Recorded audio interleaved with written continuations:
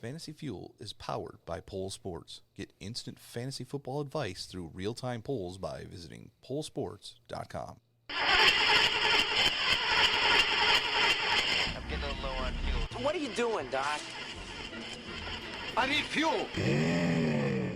Give me fuel, take a fly, ship me trace it out of sight.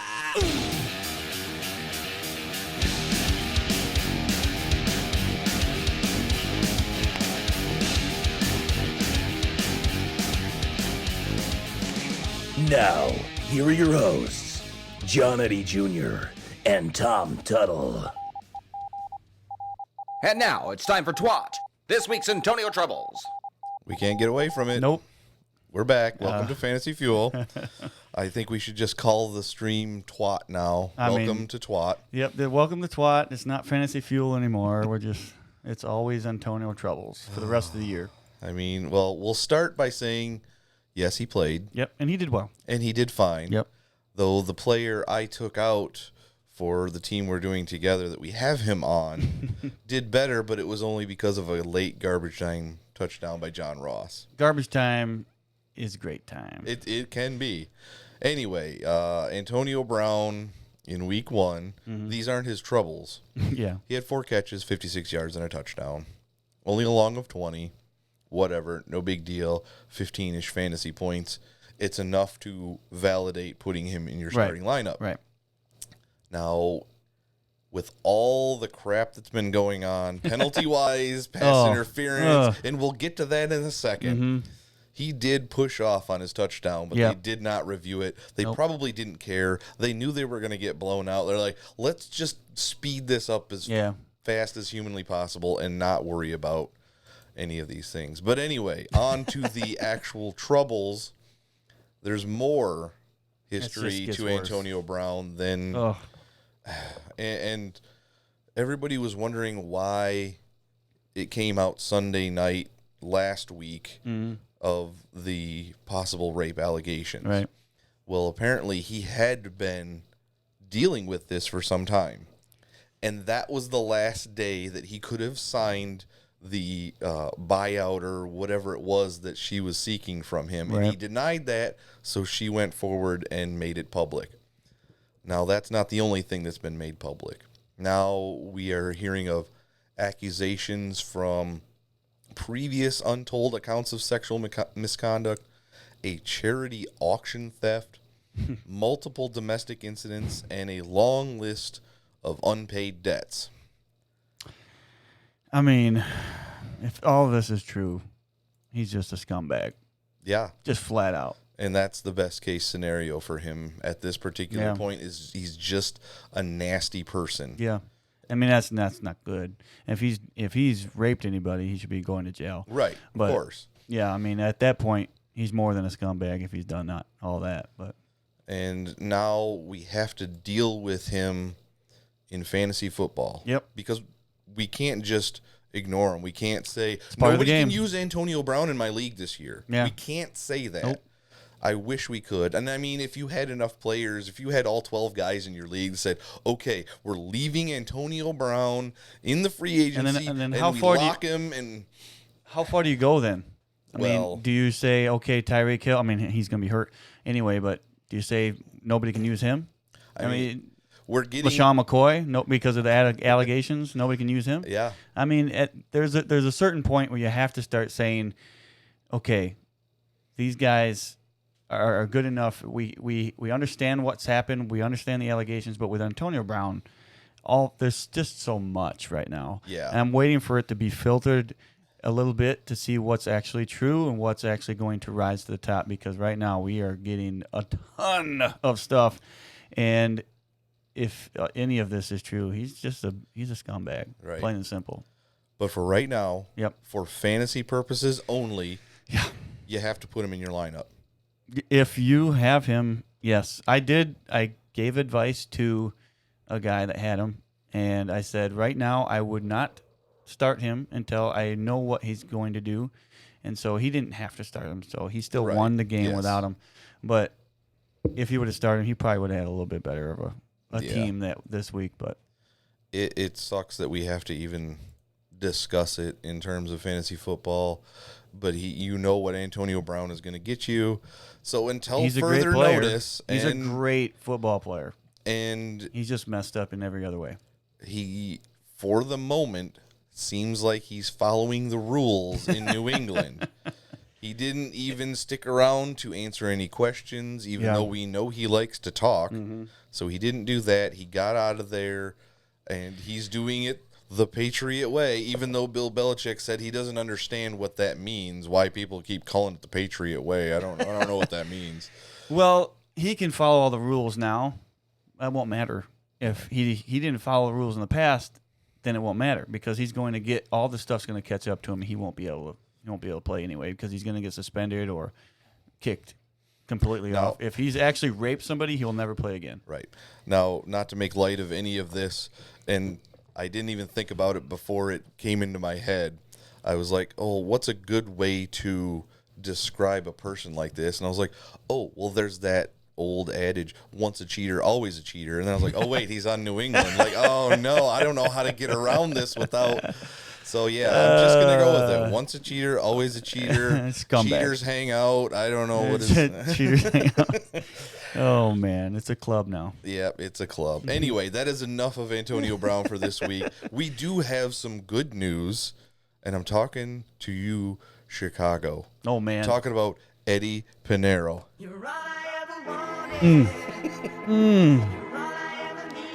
That's the only time I've actually enjoyed that. I know. The Bears finally don't have to worry for at least a week about a missed field goal opportunity at the end of the game.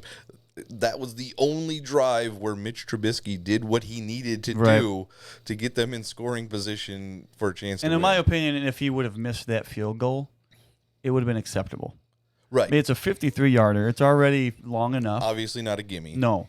And he nailed it. He nailed it. Perfect.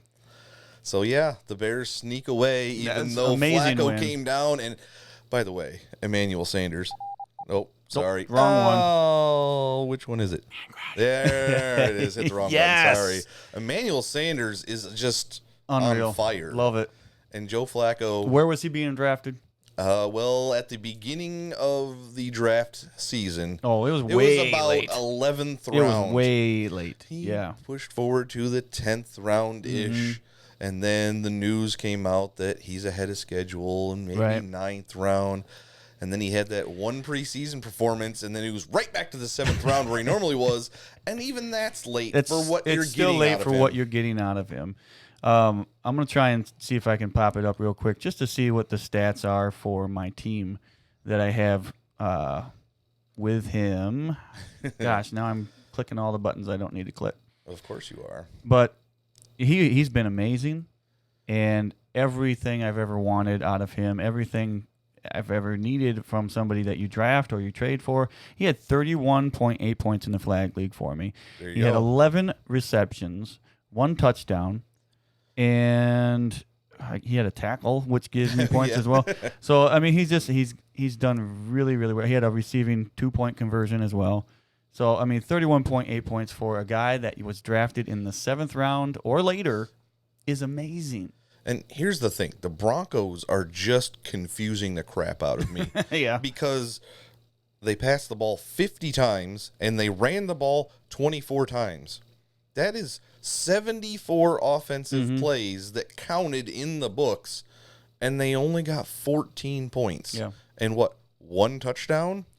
How are you running that many plays and not scoring points? It's just not good enough, I guess. I mean, the Bears only had 56 plays on offense. Either they're running plays, getting progress, and then completely being garbage once they cross the 50-yard line, because that's the only. I haven't watched much of their games, to be honest, but I have seen enough to where it just doesn't look like they're clicking. They got to do something beyond the 50 before they can actually get some scoring, some touchdowns to win games, because right now it just doesn't look good. I mean, their defense is fine. Oh, yeah. It always has been for the last few years. Although in 2 weeks now, the Bears' offense have just looked horrible. All you David Montgomery truthers out there, Boy. You got your touchdown, but on 3.4 yards per carry and 3 targets and 1 catch for 6 yards. Like, Yep. I'm not sticking him in my lineup and being confident that I'm going to get that touchdown every week. No, and it's just a lot of people think, running backs and rookies, they're all going to be great. That's not always the case. That's why I always tell people to be cautious. Yeah, running backs usually are the ones that perform better when it's a rookie, but this year it just doesn't seem like the running backs are even like Sanders was very underwhelming. Oh, like if you're talking about the Eagles game, yeah. the running backs there, we've got to do something different now. We'll get to that as soon as we get to our injuries, which will be in just a second. But yeah, these rookie running backs are not impressing, and there's a lot of people that were so hyped up on them in the offseason, even though before the rookie drafts and everything started, everybody was trying to tell us this is not a very talented group of rookies. And people just can't help themselves.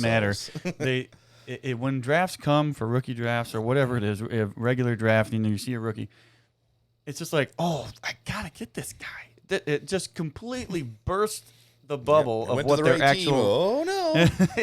Well, can't remember the Raiders running back. Josh Jacobs. When he went to it, everybody's like, oh, my gosh, this is a great fit for him because they don't have anybody else. Well, yeah, it's fine. He's been okay, but nothing spectacular. Yeah, I mean, he had the 2 touchdowns in week 1 and so many total yards, which is the only time that anybody's done that in their first game since LaDainian Tomlinson. So, of course, people were like, oh, here we go. And he had 99 yards rushing, and I don't think he had a catch. So, I don't know. The stats are fine.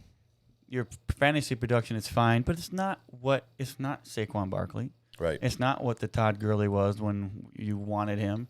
It's not what Zeke was.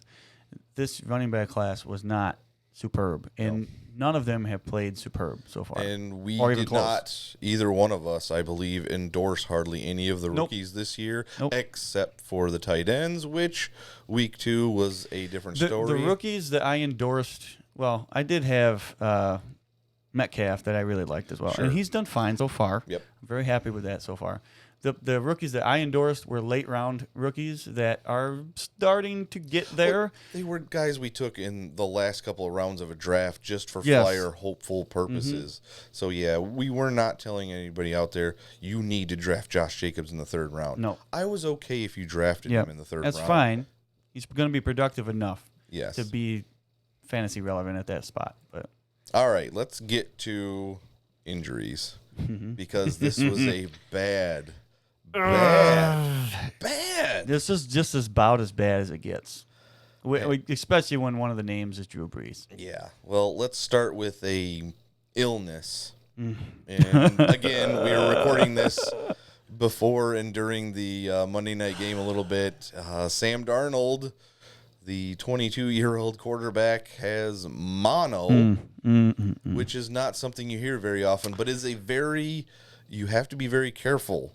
Because if you overexert yourself with mono, it can have life-threatening repercussions. I had a friend, Seth. Yes. He had mono one time years back, and I went to visit him in the hospital, and he just was completely white. Yeah, and just ugh.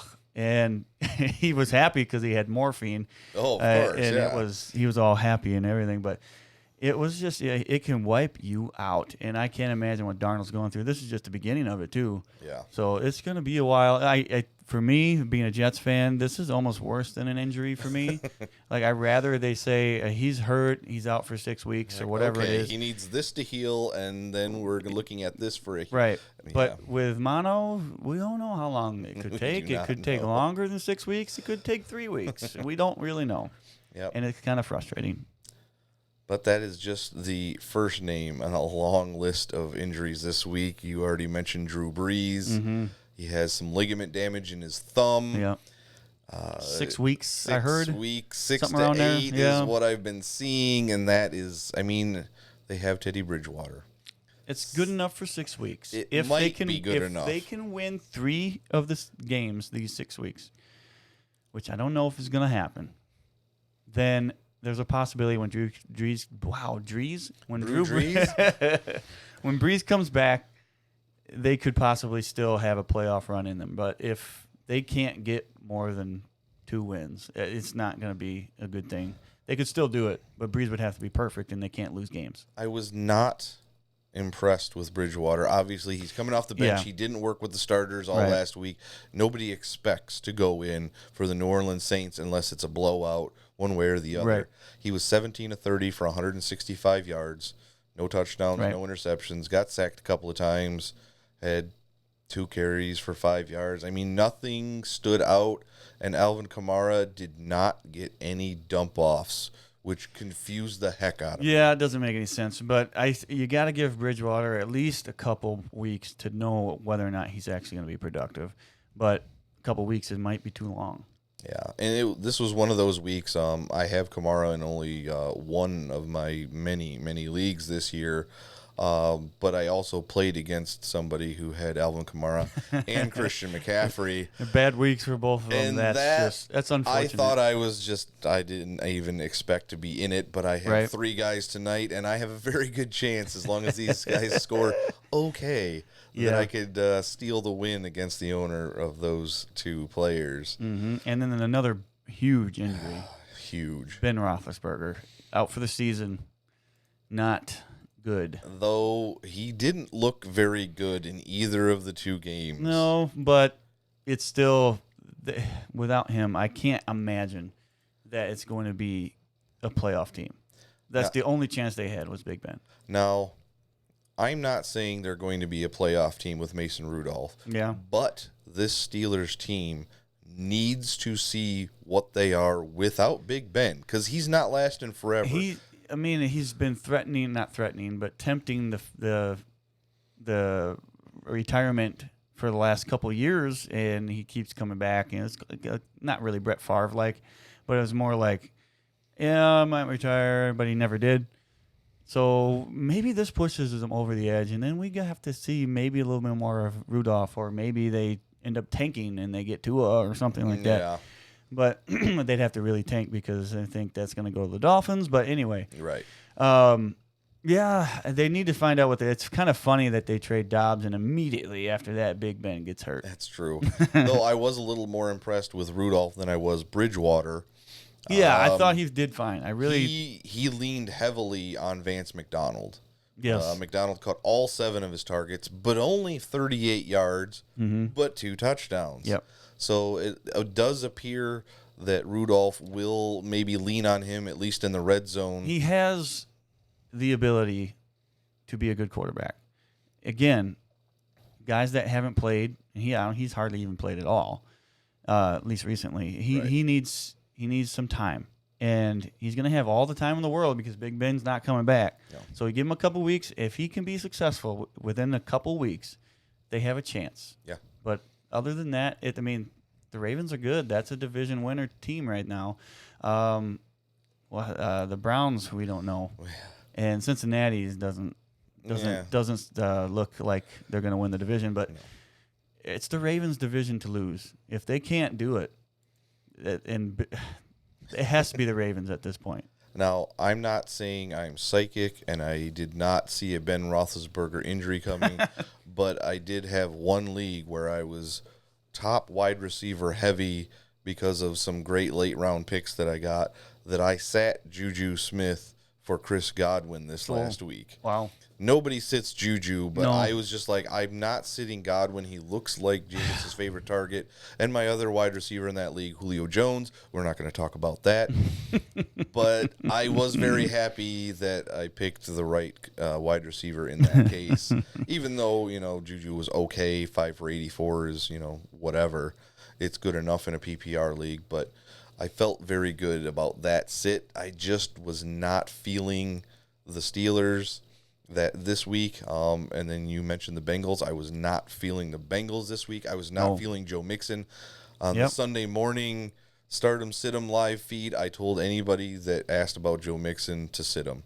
It just did not feel right, and I was not going to take that chance. So take that for what you will. Let's move on. Devin Singletary left the game in the fourth quarter. Seems like it's just a little bit of a hamstring injury. We don't like saying that word. Hate that word. Hate it. The Bills did fine and did what they should do against the New York Giants. Yep. I picked Josh Allen in quite a few start-sit spots. I think there was even one where it was, who do I start, Josh Allen or Drew Brees? And I took Josh Allen before I heard anything about an injury, obviously. But it was looking like he was going to outscore Brees anyway, the way that game was going. Yeah, well, you never know what's going to happen with Drew Brees. But, yeah, Josh Allen, I took him in daily fantasy. I took Singletary in daily fantasy as well. Them two didn't. I mean, Singletary didn't really work out the way I wanted it. Josh Allen would have been fine. There was a couple of guys I took that didn't work out, but I love playing daily fan. We need to get a little bit more into that, and we're gonna be once we're both on the Sunday streams. I think that's what we need to do. Is I'm gonna miss next week. Yeah, we'll be there. We'll pick a daily fantasy lineup. We did a little bit of that last year, but we'll do that again this year once you're back with me on Sunday mornings. So no real worries about Singletary. Again, he did fine. And we told people to start him here and there because he should have. I like the way he runs the ball. Yes. I think he is electric. Everything I've seen so far out of him just looks really, really good, and I'm happy that they have him. And I think Frank Gore is a good compliment. And was it you that was telling me that Singletary was happy that he was with Gore because he idolized him growing up? I do Somebody remember said reading something to or me saying about that. something about that. Yeah, I don't know if it was me or not. Yeah, okay. And then the accidental James Conner, which we're still trying to figure out how that happened. He got you a touchdown. That's it. I mean, he had some other stuff too, but it's underwhelming. I don't know what to think of him now with Roethlisberger not being there. Are they going to try to lean more on Connor? And he's got that little tweak of an injury. It doesn't seem like it's... Seems like he's, day to day, at least right now. It's hard to say, but at the end of last year, James Conner was getting dinged up, and it seems to be following him this year. It looks like he should be a guy who splits time so he doesn't get as banged up. Right. But we told you a week ago or whatever it was when we accidentally hit that man crush button. We're like, oh no, that's a bad sign. Get rid of James We didn't Conner. even hit it. It wasn't an accident. No, yeah, I it don't just even remember hitting the off. button. It just went off. So we took that as a sign, and we told everybody, get rid of James Conner while you can right now while his stock is high. Oh, no. This is not good news for him. No. Sorry. And let's see. We've got one more running back in the injury news, and that is Damian Williams. It's, from what I've read, it sounds like it's nothing too serious, and he could, not miss any time, but there's a possibility that he could still miss week 3. And if it weren't for 3 catches for 48 yards, he would have been absolutely worthless in that Kansas City Chiefs game. Now, I picked Shady McCoy to get a decent game. I thought they were going to be up just like they were, 28-10, 4 touchdowns in the second quarter, and I figured, okay, here it is. LaShawn McCoy is going to just get the yards on the ground for the rest of the game. And for whatever reason... Well, I think he was kind of banged up as well. He was a little bit. I don't think they wanted to risk too much there. That's probably more what it was. But Patrick Mahomes, here we go. He's on pace for 6,500 yards passing and 50-some touchdowns. Yep. The league I'm doing with Joe, that's our expensive league this year. We drafted so weird where we ended up with guys that we hadn't normally been drafted. Well, we have Travis Kelce and Patrick Mahomes in that league. That's huge. That is huge. Amari Cooper, Le'Veon Bell. Oh, man. Who else? Oh, we drafted Tyrell Williams right before AB went to the Patriots. Lucky. Yep. So we stuck him in the lineup. We played him over Jarvis Landry. And, I'm guessing it's going to be a good because Tyrell Williams got, 15-ish fantasy points, which is perfectly exactly what we're looking for out of a wide receiver 2 or a flex play. Our flex play this last week was Evan Ingram, and through 3 quarters, he had 3 catches for 4 yards. I'm like, what is going on? Well, he ended up with 6 for 48, so we got the double digits out of him. I'm like, okay, He still got 8 targets that game, and that's exactly what it is. Garbage time, I don't care. As long as you get the fantasy points, it don't matter when it happens. Yep, that is exactly it. Let's see. We've got, Oof. Michael Gallup. It's going to be a while. I actually played him for the first time ever in fantasy last week, and he did fine. Oh, no. But You cursed him, though. I did. Mm-hmm. There it was. I was actually looking forward to getting points out of a Dallas Cowboy player, and that's what you get. that's what we get. Now, I don't remember. Is he out for the rest of the year? I don't know if it's the whole year, but it's going to be a significant amount of time. Last I saw, I remember thinking, oh, no. And of course, it's going to be Devin Smith, Devin the former New York Jet. When he was on the Jets, he was just not good. All he was a deep threat. Right. That was it. He could not do anything else but that. So we'll see what happens with the Cowboys. Maybe Prescott can make it a little bit better for him.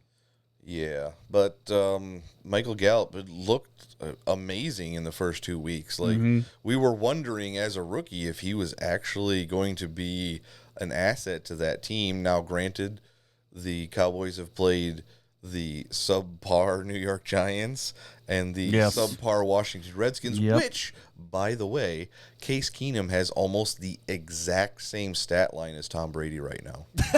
Literally, it's like 1% away from completion percentage. That's not right.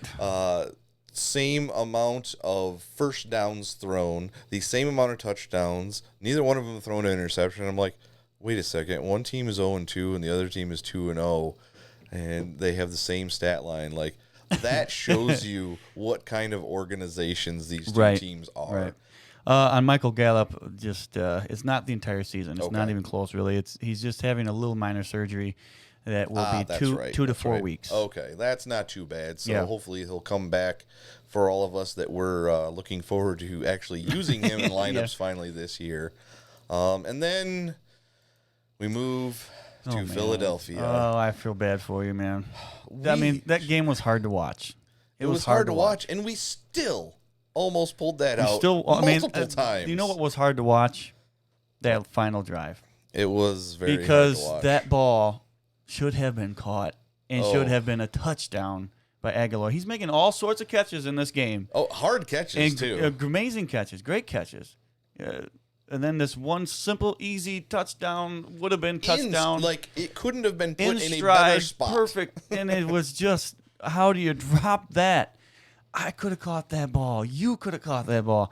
So But then easy. he redeemed himself a couple plays later. He does. By catching that 40-yard pass to get him into the 17-yard line. I was like, okay, it's fine. We're fine. And then we come up half a yard short on fourth down. But we're here because we're talking about injuries in Philadelphia.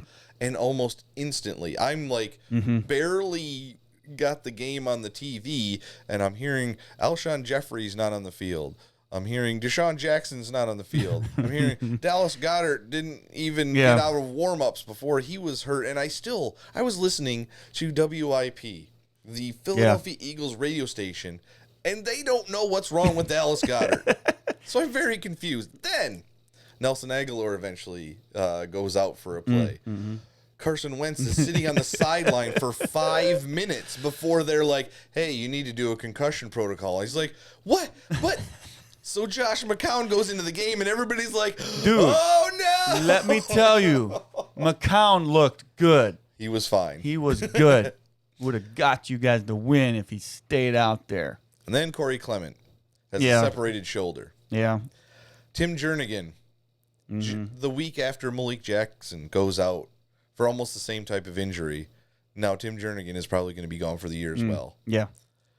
Our defensive line is what we were hoping to use to get pressure to the quarterback so that we didn't have to rely on our DBs, because if they have time to throw, our DBs will get burnt. Yeah, Flexer Cox is somebody I was rooting for in one of the IDP leagues that we're in. He did not good enough. They didn't need to block anybody else. They could block Fletcher on every play. He got a tackle and a pass defense, which should have been an interception.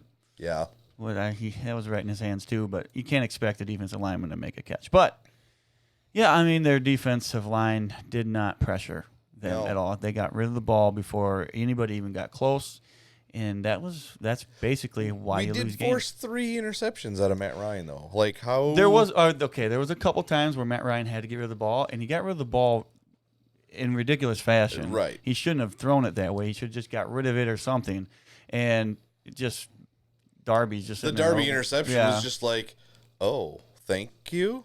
right. So, yeah, I don't know. We were making plays when we needed them, and we drove down and got the go-ahead score, and Wentz was pumped. I've never seen him that pumped after a score before. And then I wasn't going to even mention it. You sent me a picture today while we were at work. Dude, I didn't even know how to respond at first. I was like, yes, I saw that. I saw that in real time. And I'm like, they didn't call it.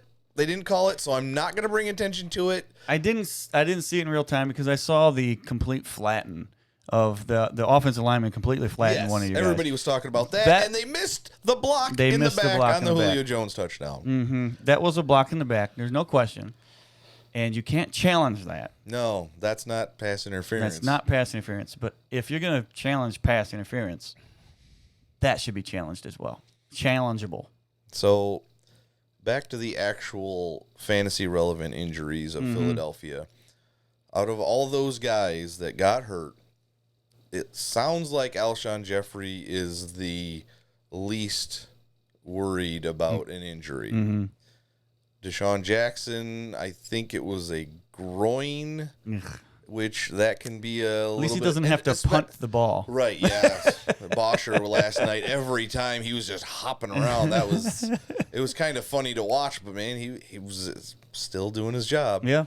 But yeah, Deshaun Jackson, you kind of need your groin in good shape to be able to be a speedy wide receiver. Corey Clement was never really a relevant... Yeah, it's not a huge loss. No, it's not, but Dallas Goedert... It could be. The weird thing about Dallas Goedert was they only kept 2 tight ends on the active roster that game. So it sounded like they were going to have a busy night for both tight ends.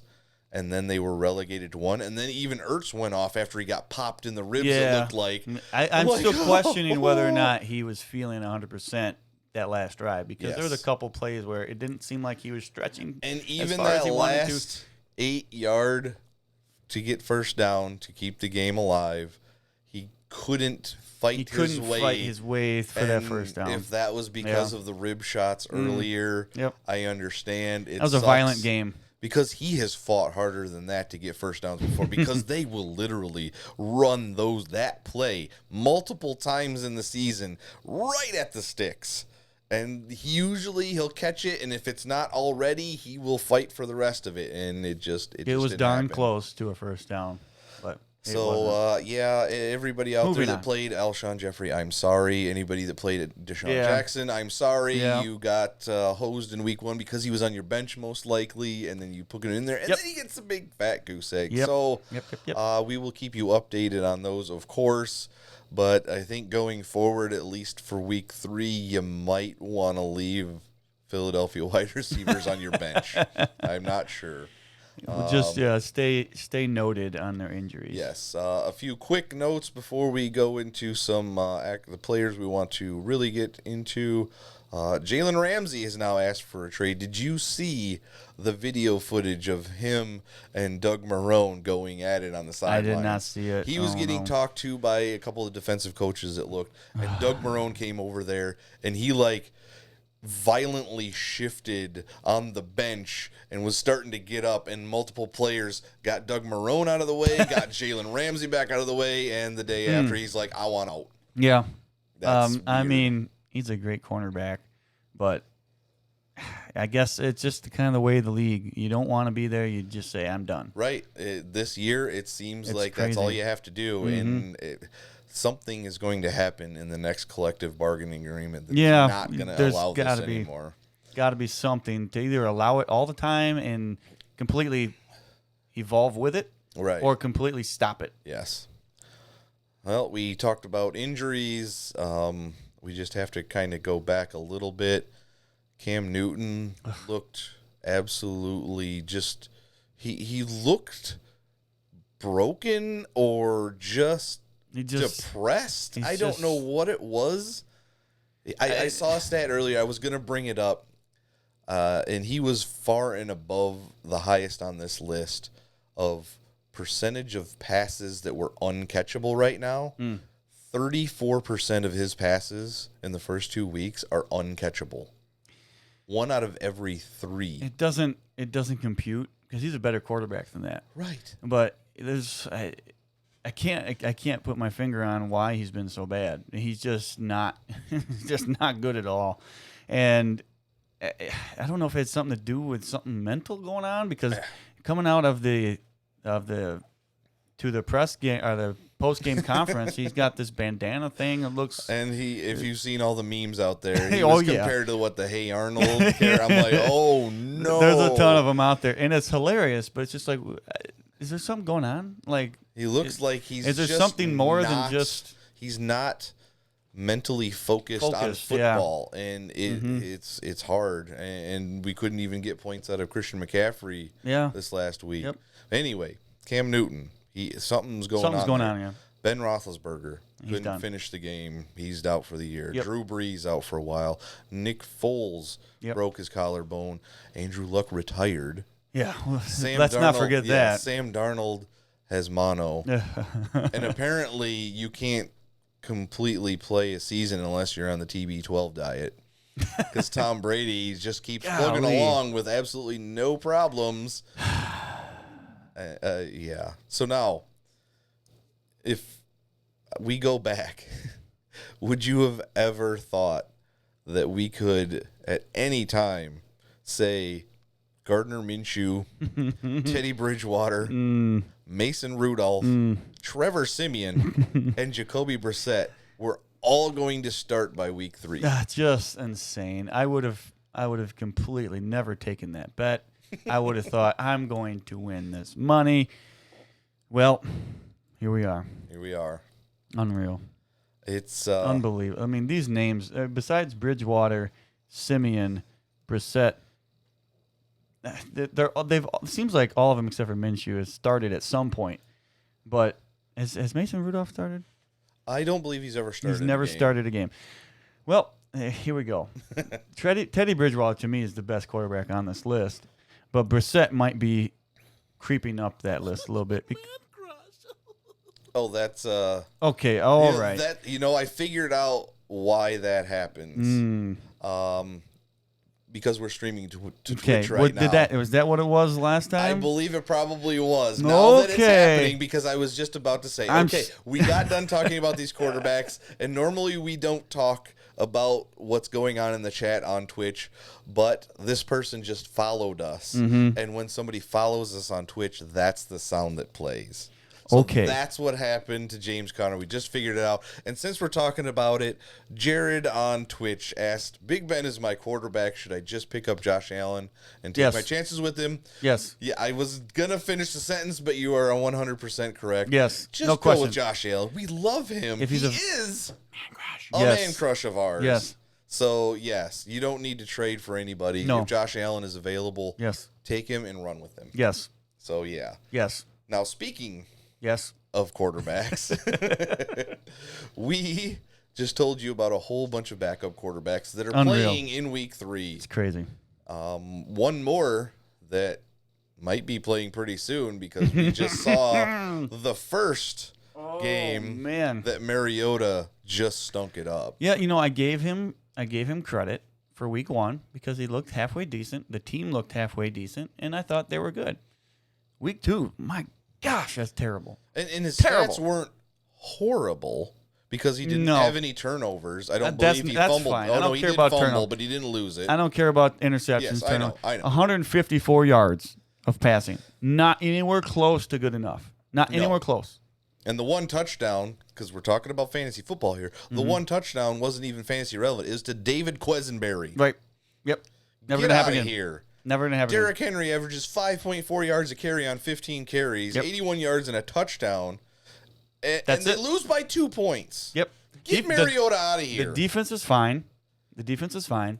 It's completely the offense. The offense is just not good enough, and I'm putting it all on Mariota. You want to know why? Because last year Adam Humphries was great. And Great. this last game, Adam Humphries had 2 catches for how many yards? -1 yards. Oh, this is a Ronald Jones stat line.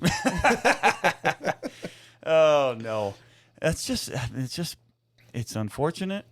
I don't want to wish any bad things on Mariota. I want him to do well. I just don't see how he can be well. He did good last week. This week was not good. If they would have won this game, I'd be like, okay, whatever. Right. Keep rolling with them. Yeah. But they should have won this game. Yep, 100%. And it was all because Mariota cannot make play. His QBR was 37.1, even though his rating was 93.5. But he had 4 sacks for 35 yards of lost yardage. He had 5 rushes for 32 yards. But there was no impact on the game. I mean, Derrick Henry was bowling people over, and before we get to your Thursday night preview, I'm excited to watch Derrick Henry this week, and I'm excited, weirdly enough as it is, to see if there's going to be a quarterback change in this game. This game, I kind of doubt it, but next week, maybe. Here's the thing. The Titans' defense is good enough to keep the Titans in games. Exactly. Mariota is not good enough No. to win games. Something else has to happen at this point for the Titans to win the game. Right. Again, he was fine week 1, and if it's going to go back and forth, it's not good enough. You cannot have a wishy-washy quarterback and expect to make the playoffs and make any noise in the playoffs. If they went 8-8 and made the playoffs, they would get bumped out immediately. All right, we've got one more quarterback we need to talk about. This stat, I mean, this is one of the worst stats I think I can even comprehend. Like, I can't even understand how it can be this bad. Before we went and started live, Tom was like, "Is that stat true? Is that real? Are you messing with me?" Because the stat we're talking about is Kirk Cousins is now 5 That's and wins. 26 Losses against teams with a winning record. He can't beat winning teams. It can't happen. This is unbelievable. Do you know why he can't beat winning teams? No. Because since he signed with the Vikings, Kirk Cousins has committed 9 turnovers in the fourth quarter, the most of anybody in that time span. Oh, this is just. I can't. I still don't believe this stat. That it's so bad. It seems unbelievable. And when you think of Kirk Cousins, you think of, okay, he's good enough. But that's not good enough. You can't beat 26. There's 31 games that you played against winning teams. 2 seasons worth. And 5 wins. And only 5 wins. It's not good. Not good even at close. All. I mean, $84 million.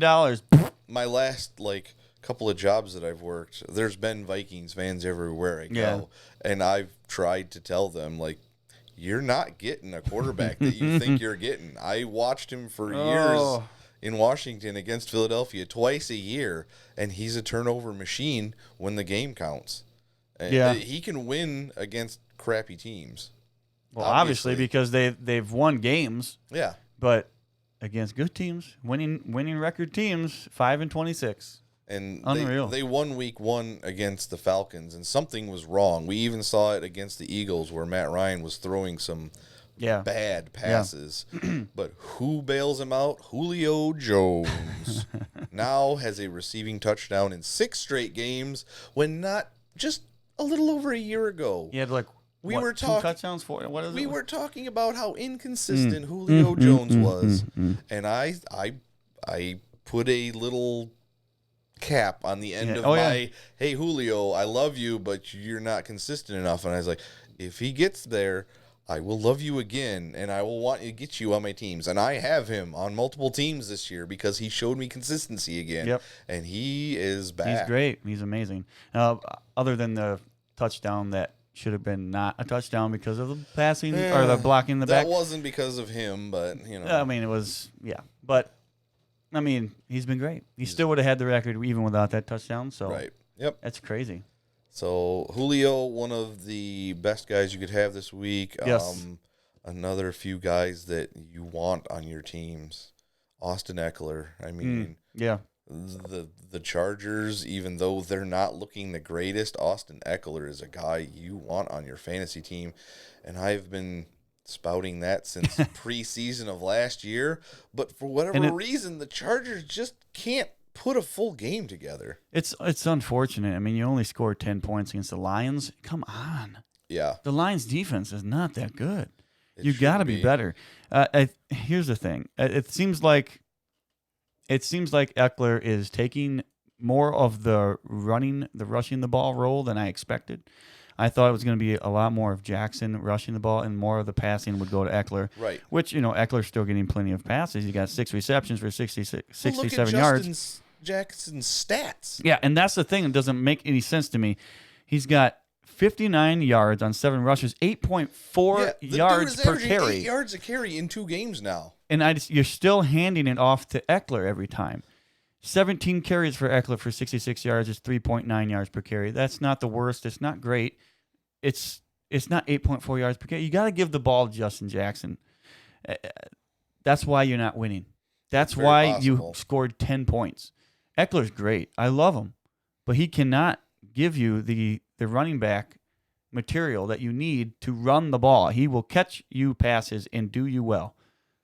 But that's what he is. He's not a runner. And you look at Justin Jackson, only got 1 pass. They got to get back to Justin Jackson, or they're going to start getting scared, and they're going to be like, we need Gordon now. And that's going to put the ball in his court. And even when Gordon, when Gordon comes back, Austin Eckler is still a guy you can put in your flex and RB2 spot from time to time. But right now, you've got to find room for him in your rosters. Yep. Absolutely. Another guy, I was low-key hoping he would not have a good game this week so I could buy low. Right. Yeah. Aaron Jones. Mm-hmm. I kept him out of my lineup in my Dynasty Superflex that I was like, okay, I've got enough other guys. It's okay if I sit him. Obviously, I'm not going to make the right choice every time. And I don't think I was going to win the game even if I put him in there. But Aaron Jones had a really good game. 116 yards on 23 carries. He had a touchdown, and he's right back to where he should be averaging with the 5 yards per carry. Exactly. That's about what he had last year. And if he continues doing this, the Packers are going to be fine. I don't understand how they score 21 points quickly and then stop. I don't know what's going on there with the offense. They gave the Vikings every chance to come back in that game, and the only reason the Vikings were in that game was the next guy on our list we wanted to talk about. Oh, no, we already talked. No, we didn't. We didn't talk about him. No. My guy that I wish I would have waited till this year's preseason to talk about him the way I did last year. Dalvin Cook looks like he is just going to murder everybody in yards in the NFC this year.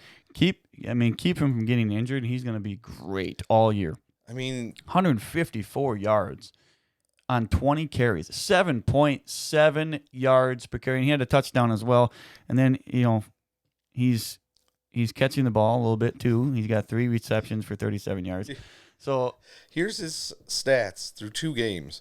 41 attempts for 265 yards, 3 touchdowns. He's averaging 6.5 yards a carry. And it's not like Justin Jackson where he has 15 carries through 2 games. Right. He has 41 attempts. Yeah, this is somebody who's getting fed the ball a lot and still producing at an amazing rate. If there is anybody out there that is listening that knows somebody who just thinks Dalvin Cook is going to get hurt again, please try and trade for him. Yeah. This guy is going to be insane. Even if you don't know if the person likes the guy or not, you can at least try for it.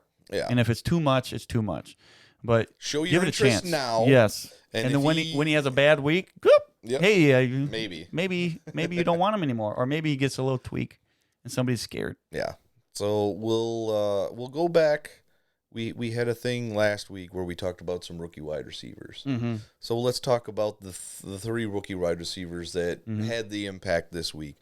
McCole Hardman got his chance with Tyreek Hill out for an entire game and practicing with the ones. He got his touchdown. Yep. If he wouldn't have had the touchdown, he wouldn't have had much. Yeah. But that's the nature of the beast with that type of player. DK Metcalf still running very little route trees. Like, don't care. This dude is a beast. He's a beast. He is going to go Calvin Johnson on people At when some- he finally gets it. At some point when he gets it, it's going to be insane. I really do think so. And then the guy I was telling everybody to play this week, Terry McLaurin. Yeah. We talked about this in the preseason about how, well, if Dwayne Haskins gets the chance to be the starter, Terry McLaurin is the guy he threw to in college. Apparently, it don't matter. Terry McLaurin is putting in the work. Yeah, and it's encouraging because you don't really know. You don't think of the Redskins. You don't think of them. And then McLaurin is somebody who goes completely under the radar. But he has had a very fine 2 weeks, really. Yes. Lots of targets. I mean, Yes. he is leading the team in targets. Mm-hmm. Let's look at his stat line for 2 weeks.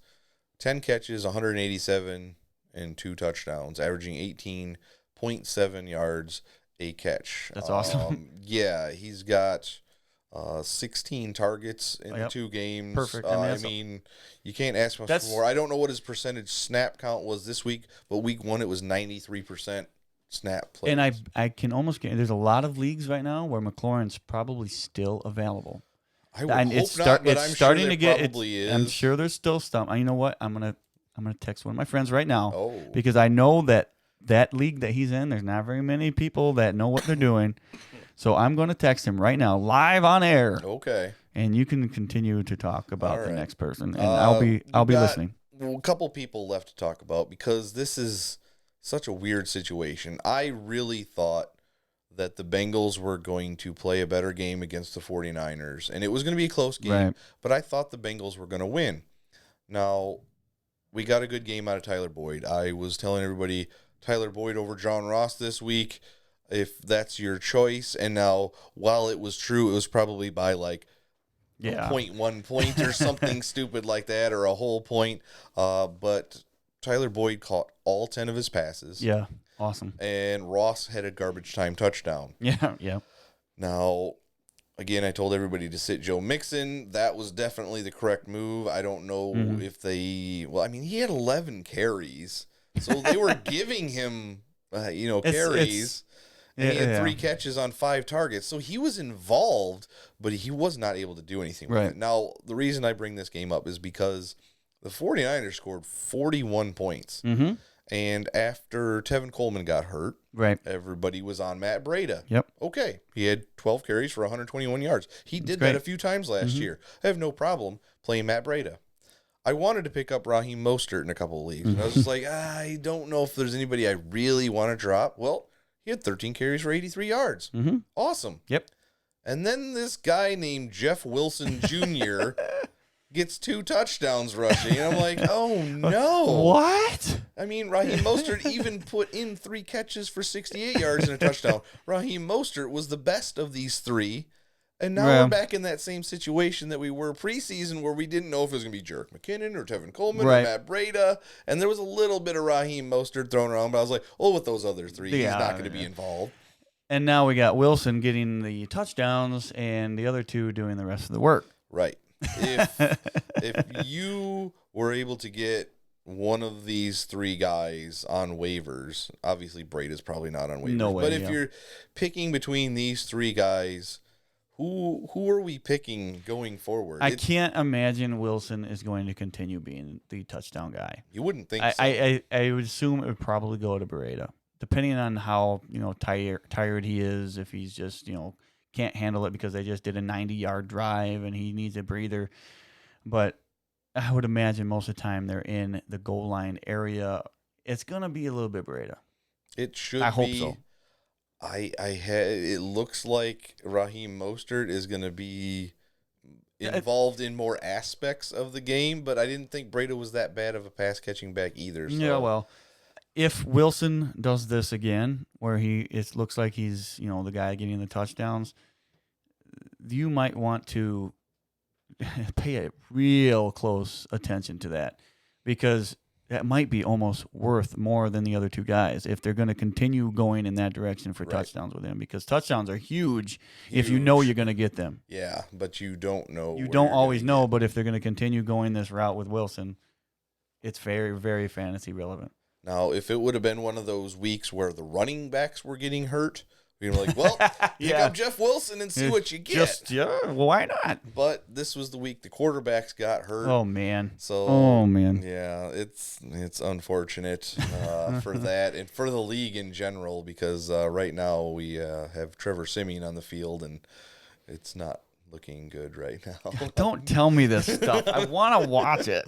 Yeah, we're going to watch it. But that means it's about time to wrap up the show. Thank you for listening and for watching. If you were on Twitch, we appreciate it. We got another nice follow tonight. That's always nice. Yeah, thank you.